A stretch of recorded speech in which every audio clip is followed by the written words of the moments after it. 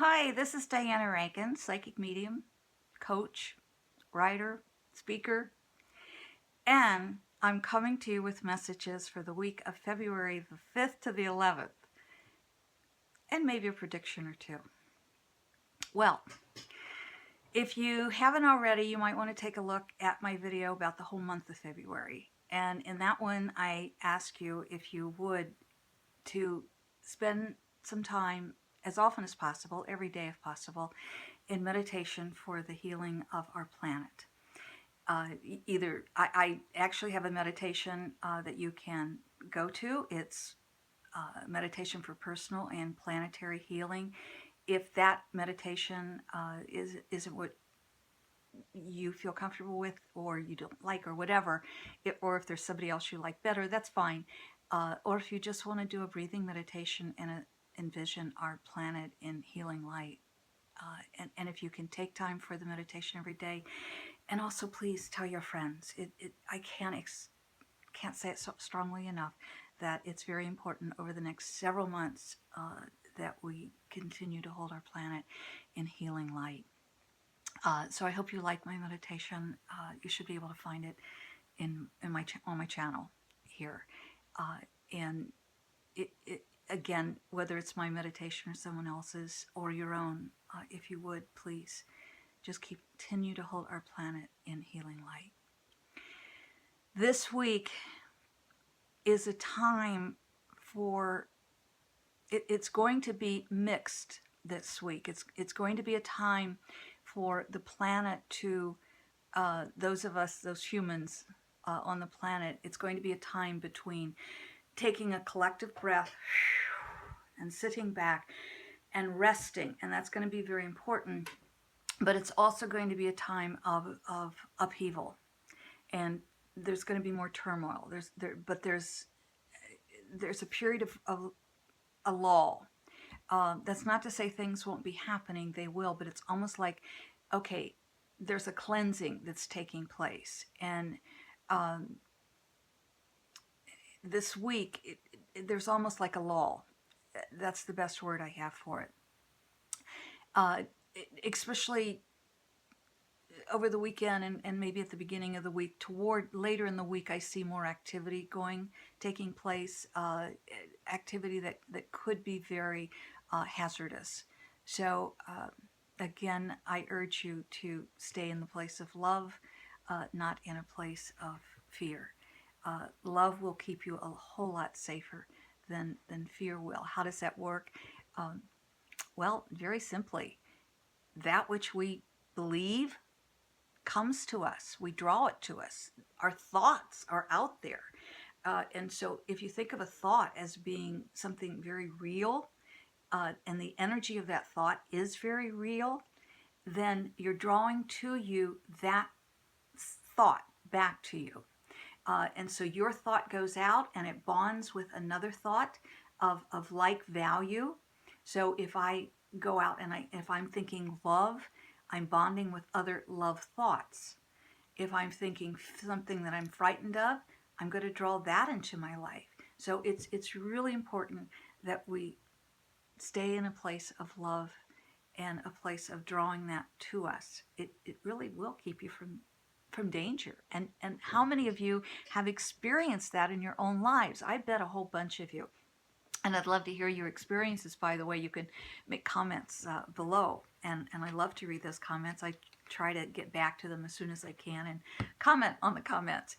But many of you, if you haven't experienced it yourself, how many people do you know who have had an experience where they actually stayed away from some place that there was harm done? I know a lot of people who did not get on airplanes on 9/11. And so I'm not saying that those who got on 9/11 weren't listening to themselves. What I am saying is, if we listen to our divine self, and it is not our time to leave our physical bodies, we will be kept from danger. That's what I'm saying. All right. That said, this is the week to continue listening to your intuitive divine self, please. And that's going to continue, not just this week, but that's going to continue for a while. It's also a highly creative time. So if you have a book that you've been working on, get busy. It's a time, a time for stepping back and taking a break and reevaluating. It's a great time for reevaluating here. And I'm not sure when the full moon is, but I'm getting something around the full moon to really let go of any pattern that's not working and really start bringing that new life pattern into your life that you want to bring in. This is the time for it to happen. All right, let's check. With Philip, those of you who are familiar with my videos on the weekly videos I do, and the monthly ones and the yearly ones, and the ones on giving you messages for the week or the month. No, I like to use my book that my spirit guide gave to me, Philip.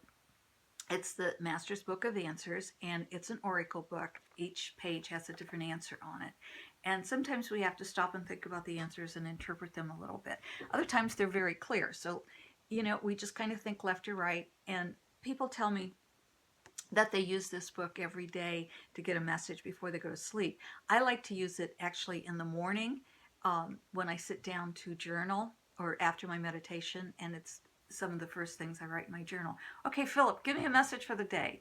And then I'll flip through and get a message. And I usually like to journal a little bit and elaborate on that. So let's see what Philip has to say for us today. All right, there we go. We've got our page. Now, because there's a left page and a right page, we have to think left or right. And some of you have commented that you're thinking which should we think, left or right. In this particular case, I'm thinking left, but I want to look at the right message as well. The left message says, when all else is lost, you still have yourself. When all else is lost, you still have yourself. It can feel at times, and may feel at times this month, that all is lost. I don't think it is. I don't believe it is. Because you still have yourself. And that, my friends, is where the love comes in. That is where we hold each other as well as ourselves and our families and our countries in love. Holding our world in love. We still have ourselves. Now, on the right page, and this talks to the creativity I was speaking of, every book begins with a blank page. So those of you who have been thinking of writing or painting or have something to say, keep in mind every book begins with a blank page. And our real message for this week, when all else is lost, you still have yourself. From Philip and me, please know you're loved. I love you very much. Even if I don't know your name, I love you. And I am sending out that love. I hope you'll do the same. To each other, certainly to yourself, to each other, to all the critters in the world.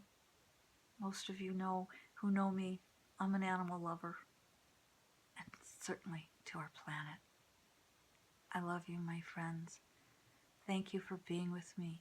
Thank you for receiving this love. Until we meet again.